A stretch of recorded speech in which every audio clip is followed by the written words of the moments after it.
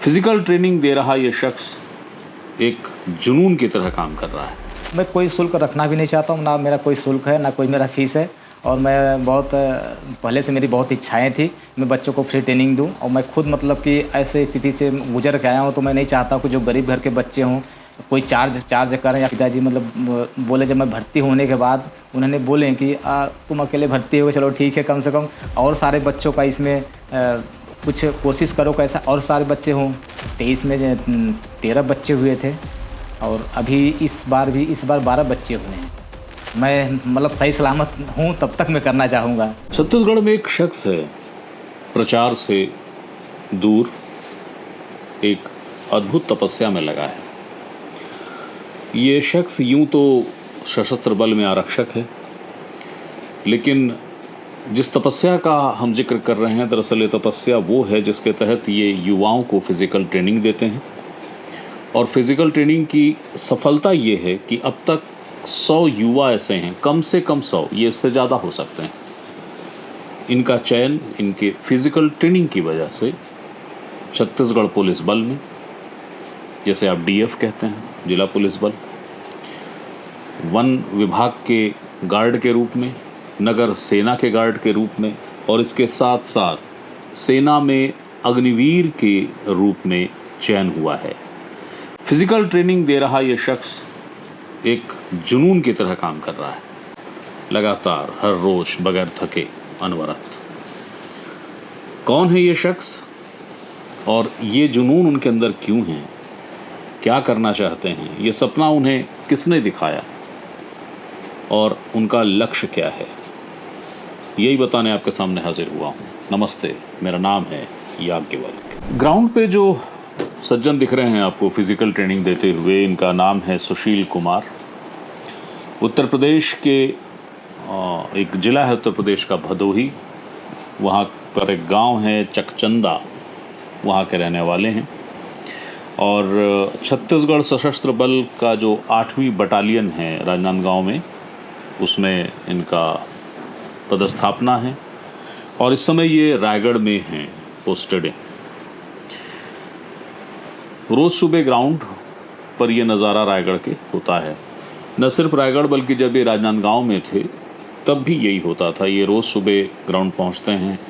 तो शुरुआत इसकी कुछ यूँ हुई थी कि युवा यूँ ही ये अपनी फ़िज़िकल फिटनेस के लिए ग्राउंड जाने लगे और वहाँ उनको युवा दिखते थे, तो उन्होंने उनको प्रेरित किया कि भाई यूं ही ग्राउंड आके टहलते हो, थोड़ा ट्रेनिंग कर लो।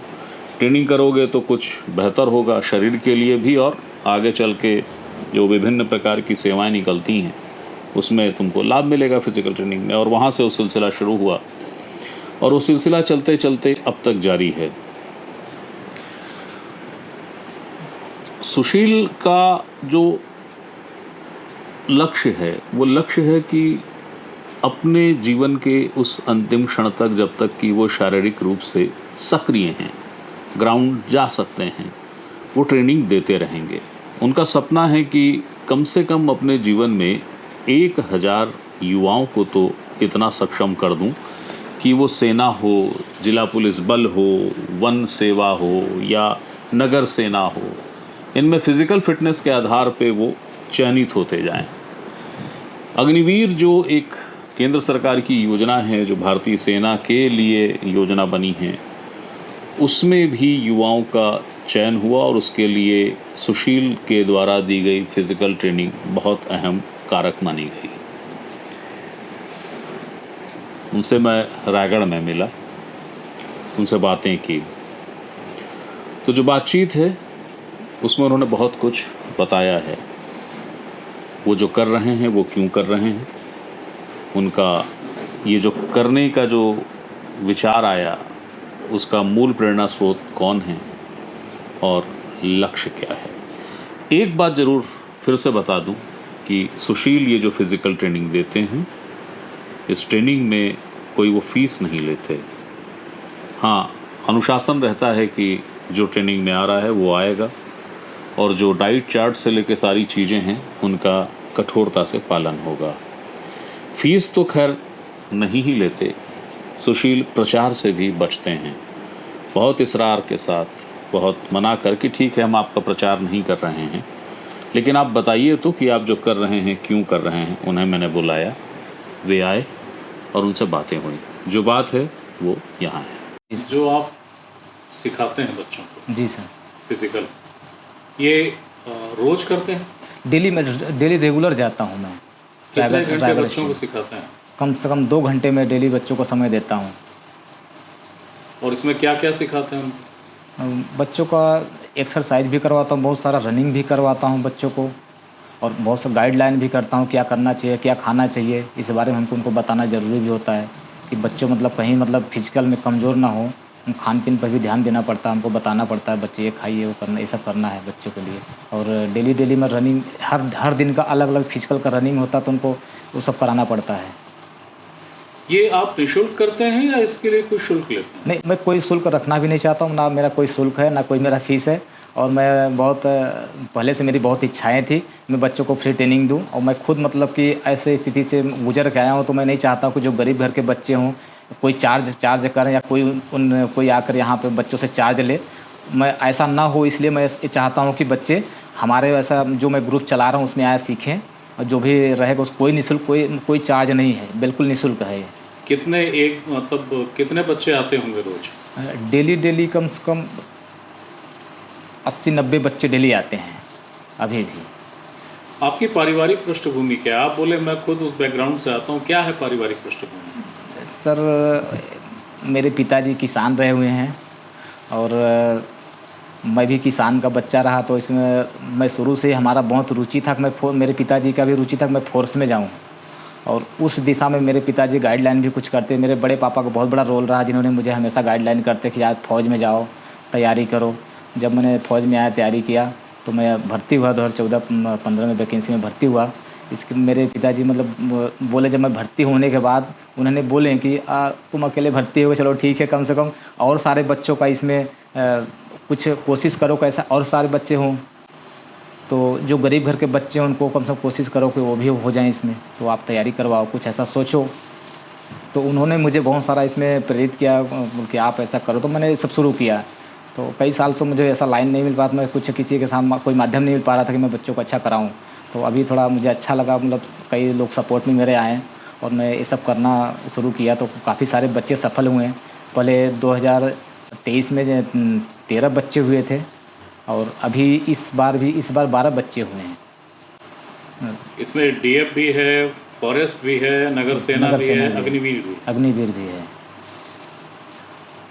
आजकल के बच्चों में क्या ऐसी कमी आपको दिखती है जिस पर ध्यान देना चाहिए अभिभावकों को, गार्जियंस को? बच्चों को एक्चुअल में अभिभावक लोग बच्चों पे ध्यान नहीं देते हैं बिल्कुल। हमारा बच्चा किस क्षेत्र में जाना चाहता है, किस क्षेत्र में नहीं जाना चाहता है, और बिल्कुल उन पे बिल्कुल भी ध्यान नहीं देते हैं। अगर बच्चा जिस क्षेत्र में जाना चाहता है, माँ बाप को मैं तो ये कोशिश करूँगा, ये बोलना चाहूँगा कि वो बच्चा उनका क्या चाहता है सबसे पहले उस पर डिपेंड हो, उनको देखना चाहिए। जब उनका बच्चा लगता है कि हमारा बच्चा इस क्षेत्र में जाना चाहता है, तो उनको उस क्षेत्र में आप उनको गाइडलाइन करिए। और बाकी यहाँ जो ग्राउंड के लेवल के जो क्षेत्र है, जो ग्राउंड लेवल का है, वो मैं यहाँ पे मैं ट्रेनिंग में देकर बच्चों को पास कराने की कोशिश करता हूँ, फिजिकल उनका फिट हो। सुरेंद्र भाई, एक चीज़ बताइए, अभी आपकी सर्विस कितनी बची? मेरी सर्विस अभी 29 साल बची, लगभग 2054 में रिटायरी है मेरी। ये जो आप कर रहे हैं स्वेच्छा से, जी बच्चों को तैयार कर रहे हैं, जी। कब तक करेंगे? ये जब तक मतलब मैं सही सलामत हूँ तब तक मैं करना चाहूँगा। सिखाते रहें। बिल्कुल, मेरी आखिरी इच्छा है, मैं कम से कम हज़ारों बच्चों का इसमें मतलब कोशिश करूँ, 1000 बच्चे से ऊपर जाए। अगर और भी सहयोग रहा लोगों का, तो मैं कोशिश करूँ 2-4 हज़ार बच्चे हो जाएँ, तो बहुत अच्छी बात है उसमें। तो सुशील जो कर रहे हैं, उसके पीछे उनके पिता की वो बात है जिसमें उन्होंने कहा कि तुमने तो अपना लक्ष्य हासिल किया और कड़ी मेहनत से हासिल किया, लेकिन ऐसे कई बच्चे हैं जो तुमसे भी गरीब पृष्ठभूमि के हैं, उन्हें मदद करोगे, उनका गाइडेंस करोगे तो वो एक सही राह पकड़ेंगे। इस बहाने समाज का हित कर लोगे। और पिता की ये बात को ये जवान ऐसा मन में बांध लिया है कि अब तक जुटा हुआ है।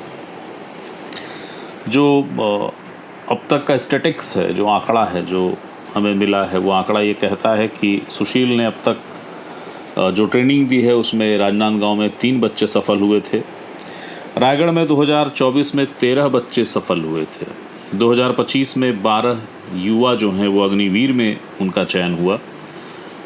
40 युवाओं का ऐसे थे जो पुलिस का फिज़िकल उन्होंने पास किया और 10 युवा ऐसे थे जिन्होंने फॉरेस्ट विभाग में फ़िज़िकल पास किया और इसके अलावा नगर सेना में भी 10 युवा फ़िज़िकल पास कर गए।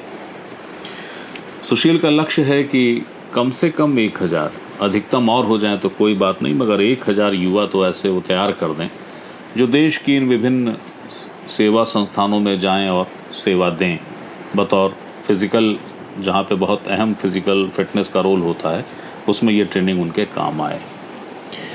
अब एक और अहम बात, बल्कि जो सबसे अहम बात है वो ये कि ये खबर मुझ तक आई कैसे, ये सूचना मुझ तक आई कैसे। रायगढ़ में वरिष्ठ पत्रकार हैं आनंद शर्मा। आनंद भैया की खबर थी इसी सुशील की प्रयासों पर केंद्रित, वो खबर मैंने पढ़ी थी। आनंद भैया से ही मैंने संपर्क साधा और कहा कि मिलवा दीजिए। तो जैसा मैंने बताया कि सुशील असहज से होते हैं प्रचार से, तो जल्दी तैयार नहीं हुए, लेकिन अंततः उन्हें मना लिया गया और वो आए और उन्होंने अपनी बातों को कहा है। तो एक अच्छी खबर थी। सियासत की जटिलता और दैनंदिनी के जीवन में जो कड़वाहट भरी खबरें का जो रेस रहता है, उसके बीच में ये एक ऐसी खबर थी जो प्यारी है, प्रेरणा देने वाली है। बहुत सारी नेगेटिव चीज़ों के बीच ये खबर ये बताने के लिए पर्याप्त है कि अब भी लोग हैं जो पॉजिटिव हैं और न सिर्फ पॉजिटिव हैं बल्कि पॉजिटिविटी को फैला रहे हैं सार्थक रूप से। शुभकामनाएं सुशील जी को, और मुझे यकीन है कि आप जब इस खबर को देखेंगे तो आप भी अपनी शुभकामनाएं सुशील को देंगे। हम में से भला ऐसे कितने हैं जो सार्थक रूप से ऐसा काम करते हैं, इसलिए उन्हें यानी कि सुशील को शुभकामनाएं तो बनती हैं। बिला शक मेरा धन्यवाद आनंद भैया को भी। अगर वो ये खबर न छापते तो मेरा ध्यान नहीं जाता।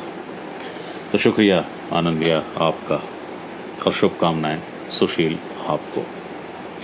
फिर कोई नई सूचना होगी, कोई नई जानकारी होगी, वो देने आपके सामने हाजिर होऊंगा। तब तक के लिए नमस्कार।